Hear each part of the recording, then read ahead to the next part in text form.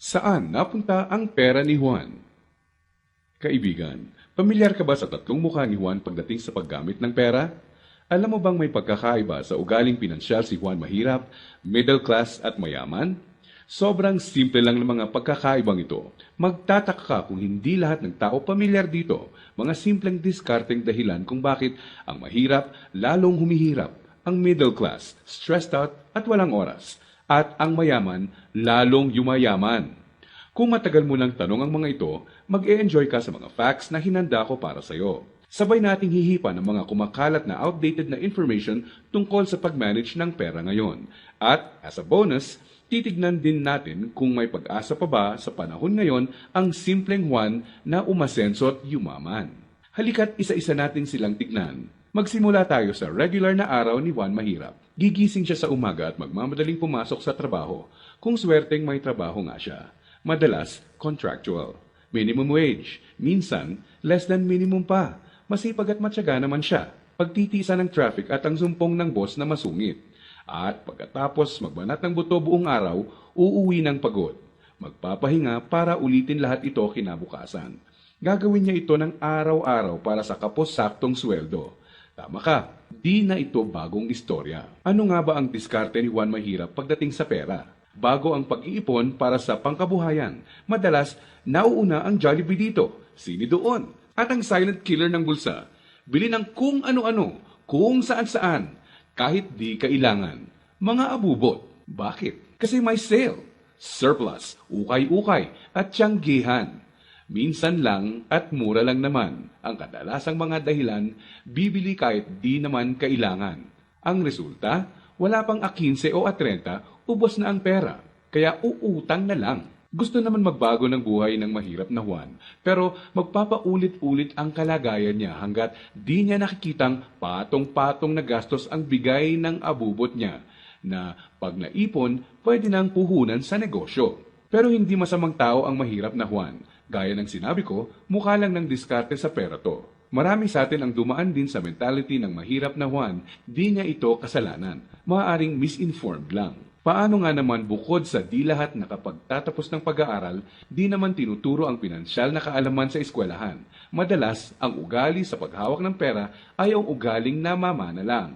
So, saan napunta ang pera ni Juan Mahirap? Dito napapasok ang tinatawag nating 1. Income at expense, at 2. Assets at liabilities. Huwag kang mag-alala, hindi economics class ng pinasok mo. Simple lang to. So ano nga ba ang praktikal na kahulugan ng income at expense at assets at liabilities? Unahin natin ang income. Ito ang perang pumapasok sa iyo. In short, income equals kita. Kapag lumabas naman ang pera, tinatawag natin tong expense. Sa madaling salita, expense equals gastos. Ngayon, ano naman ang assets at liabilities? Asset ang isang bagay kung binibigyan ka nito ng income o kita. At liability naman kung expense o gastos ang binibigay nito. Balik sa tanong, saan napunta ang pera ni Juan Mahirap? Ang maikling sagot, madalas mas maraming expense o gastos kesa income o kita ang mahirap na Juan. Maaring sa sahod o maliit na extra lang siya umaasa para sa income, samantalang kaliwat kanan naman ang pinanggagalingan ng expense. Naloko na. May pag-asa pa ba ang mahirap na Juan? Malalaman natin yan mamaya. Ngayon, tignan muna natin ang behind-the-scenes kwento ni Juan Middle Class. Sa unang tingin, okay na okay ang lagay ng middle class na Juan.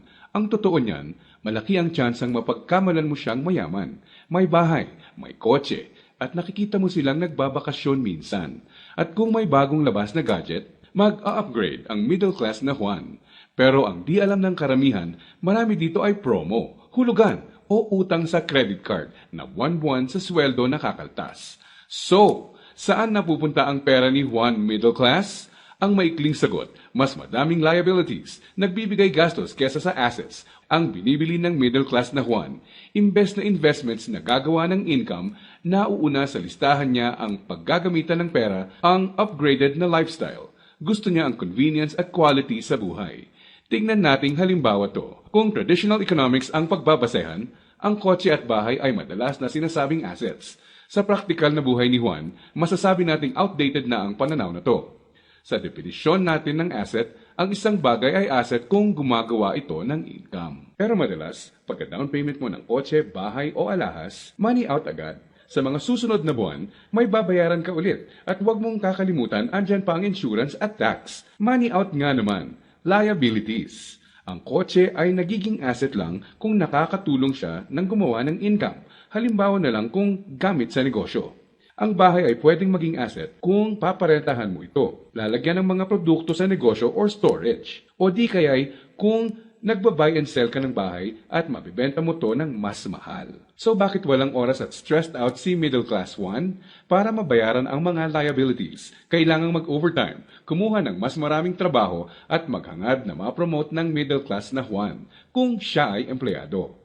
Para sa mga professionals at self-employed, kailangan nilang kumuha ng mas maraming kliyente o projects. In short, kailangan nilang ibenta ang oras at skills nila ng higit pa sa ginagawa nila dati nung wala pang liabilities para kumita ng mas malaki. Tulad ng kalagayan ng isang doktor.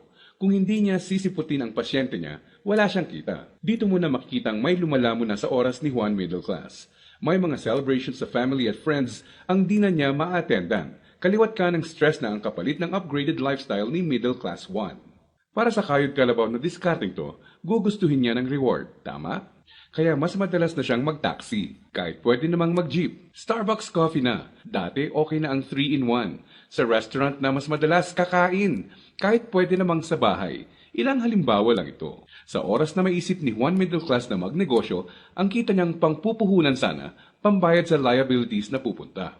Kung tatanungin mo siya kung anong gusto niyang baguhin, madalas sasabihin niyang ibalik sa kanya ang oras niya. Mabait si Juan Middle Class. Gusto niya ng maganda at komportableng buhay para sa pamilya niya. Magaling din siya sa trabaho o sa propesyon niya. Sa kasamaang palad, pagdating sa pinansyal na mindset, may outdated advice at information siyang dala. Ang dating akala niyang assets ay liabilities na pala. May pag-asa pa ba si Juan Middle Class? Malalaman natin yan ilang sandali lang. Ngayon, tignan muna natin ang sikreto ni Juan Mayaman. Alam mo ba na madaming Juan Mayaman ang mga self-made? Ibig sabihin, bunga mismo ng sariling pagod, sakripisyo at tiyaga ang tinatamasa nilang tagumpay. Simple lang kung susumahin mo ang lifestyle niya, may time and financial freedom. Maluwag ang buhay kung may kailangan. Choice sila kung ano ang sasakyan nila, saan sila titira, sino ang makakasama at makakatrabaho nila, kailan at saan sila magbabakasyon, at iba pa.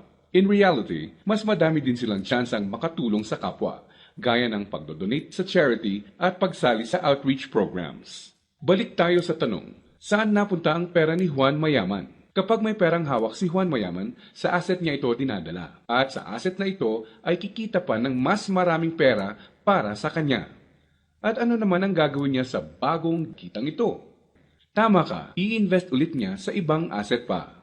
Ano ba ang mga examples ng asset na ito? Andiyan ang investments, apartment, or kotseng pinaparenta. Ang edukasyon, seminar, tradings at iba pa na magtuturo sa iyo ng skills na kaya kang bigyan ng kita ay asset din. Sabi nga ng isang bumper sticker, if you think education is expensive, try ignorance. Ibig sabihin, kung tingin mong mahal ang edukasyon, subukan mo ang kamangmangan. Assets din ang mga negosyo, lalo na ang mga kumikita ng passive income. Paano ba napagtatrabahuan ni Juan Mayaman ang kanyang time and financial freedom? Ang sikreto? Passive income at leverage. Sa practical na ibig sabihin, ang passive income ay income na pumapasok kahit tapos na ang malaking parte ng trabaho mo dito. Konting oras na lang ang kailangan ni Juan Mayaman para i-maintain ang asset niya. Kahit natutulog siya, pumapasok pa rin ang kita. Hiramin naman natin kay Robert Kiyosaki ang ibig sabihin ng leverage. True leverage is the ability to do more and more with less and less. Ibig sabihin, ang tunay na leverage ay ang kakayanan na gumawa ng mas maraming gamit ang mas kaunti. Para mas madali nating maintindihan, gamitin nating halimbawa kung paano nagsimula ang isa sa mga pinakamalaking drugstore sa bansa. Marami ang nasira noong World War II. Pagkatapos nito, kinailangang mag-rebuild ng mga tao. Dito na papasok si Mariano K. Napansin niya ang mga demand sa isang uri ng antibiotic na tinatawag na sulfa drugs. Paano niya nalaman? Ginamit niya bilang leverage ang natutunan niya bilang empleyado sa isang drugstore bago pumutok ang World War II. Nung mga panahon noon na nagsisimula ulit ang lahat at kahit naman ngayon, ang taong may enough information kesa sa iba ay nakakalamang. Gamit ang 100 piso, bumili siya ng sulfathiazole tablets at kumita sa paglalako nito. Ginamit niya mga unang kita niya para bumili ulit ng mga tableta na ilalako. Hindi niya ginastos sa liabilities at abubot ang mga sumunod na kita. Nag-ipon siya at gumawa ng kariton. Ginamit niya ito para makabenta ng mas marami pa. Naging asset at nagbigay ng leverage sa kanya ang kariton. Taong 1945, nakaipon siya ng sapat na pera para ipatayo ang una niyang drugstore. Pinangalanan niya itong Mercury Drug. Ngayon, kahit natutulog si Mariano, may humigit kumulang 900 na branches na at 11,000 na empleyado ang mga nagtatrabaho para sa kanya. Leverage. Dahil dito, pumapasok pa rin ang passive income sa kanya. Pwede mong gawin ang ginawa niya. Gamitin mo ang pera mo sa pagsisimula ng pagkakakitaan. Andyan lang sa tabi-tabi ang mga negosyong kayang magbigay ng passive income at leverage sa iyo. Gaya na lang ng experience ko. Di ko inakalang isang maliit na flyer lang na inabot sa akin sa mall ang magiging tulay para sa isang negosyong nagbibigay passive income at leverage sa akin. Naging ugali ko na i-prioritize sa mga pagkuha ng assets bago liabilities. Ano ang konklusyon natin ngayon na magpapayaman sa iyo? Intindihin mo to, hindi lang ang pagkakaroon ng pera ang nagpapayaman sa tao. Para hindi ka matulad sa 70% ng lotto winners na lalong nagiging mahirap dahil sa maling diskarte sa pera. Dapat, alam mo kung paano at saan gagamitin ang pera pag nagkaroon ka nito. Dahil sa internet, mas madali nang maghanap ng negosyong simulan sa maliit na capital at pwedeng palaguin para bigyan ka ng passive income at leverage. Ang importante, kailangan mo silang hanapin. Kailangan mong maging open para tumingin-tingin at kumuha ng idea at pag nakakita ka, pag-aralan at i-research mo to. Nandyan lang sila. Kailangan mo lang bigyan ng chance ang sarili mo na maging in the know. Ibig sabihin, kapag andyan na ang pagkakataon sa harap mo, alam mong di mo dapat palagpasin to. At sa pagkakakita ang papasukin mo, ipunin mo lang ang income mo. Gamitin mo to para palaguin pa ang assets mo hanggang ang kita ng assets at negosyo mo kahit di mo na directly pinatatakbo, ay nagbabayad ng bakasyon, gadgets, kotse, at bahay ng pamilya mo.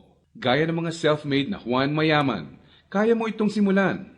So, si Juan Mahirap, unang binibili ay ang mga abubot. Si Juan Middle Class, unang binibili ay liabilities. At si Juan Mayaman naman, unang binibili ay assets.